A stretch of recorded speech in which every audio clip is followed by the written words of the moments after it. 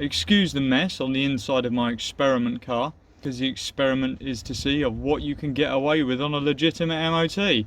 And I'm going to show you a little tip to take dimensions from things like this with a very, very high level of accuracy. I'm going to get a piece of paper and a dirty rag.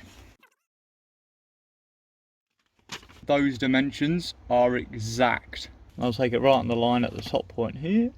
Exactly 50 mil. And that is exactly 50 mil. And this works for other stuff too. It works for bolt patterns and all that kind of stuff. On any mostly flat surface you can get away with it. See the impression we just made of the brake pedal. I managed to pick up the complete shape, the radius, the thickness of material, the whole lot from 2 simple rubbings within 1mm degree of accuracy.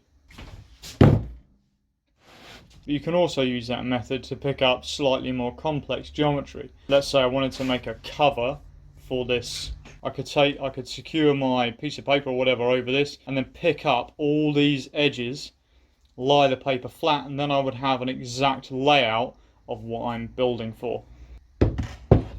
One of the other uses, of course, is you could use it to make an impression of any bearing surface that needs a gasket. Then get some gasket paper and just make your own gasket.